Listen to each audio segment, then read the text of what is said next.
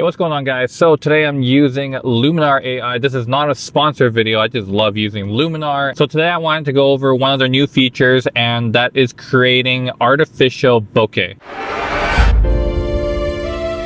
And also, if you're wondering what bokeh is, it's basically taking your subject or whatever you want to take in your photo or video and making them crystal clear and sharp, but then the rest of the background is blurry. So basically what Luminar did was created artificial bokeh, basically blurring the background. Now you can do this in Photoshop, so you can basically select your subject. It's pretty easy to do that in Photoshop and then put Gaussian blur on the background.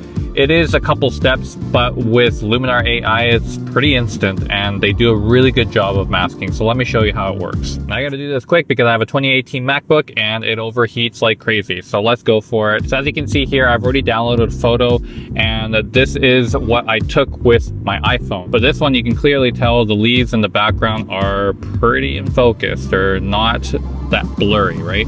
So let's put a bokeh on this portrait. So I'm just gonna go down to my bokeh and then I'm just gonna increase the amount to 100%. And so now you can see that result right there. You can see how much bokeh it created, but also you can see when I hover my mouse over the subject, the part of my hat, the edge, is actually selected with the background. So when I zoom in here, you can see that little tiny bit here that is not selected to be in the bokeh. Now what you can do is I can go to the defocus tab and I can just erase that selection right there, and then boom, it's gonna go selected into defocus.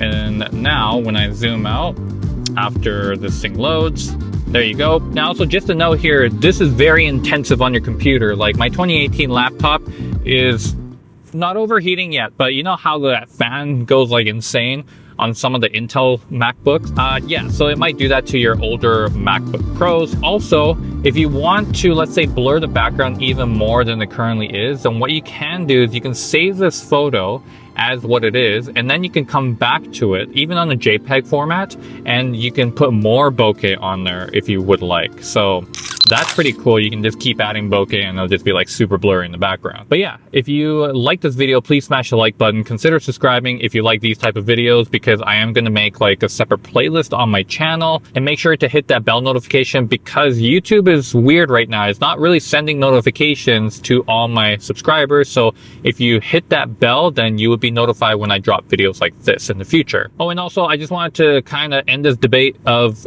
bokeh or bokeh. It is bokeh. Okay, like bokeh is the Japanese way of saying it, and it's a Japanese word where it derived from. So if you want to say it the Japanese way, it's bokeh. And if you want to say it with an English accent, then it is bokeh. Okay, so bokeh. Now bokeh, bokeh. Okay, but anyways, guys, I'll see you guys on the next one.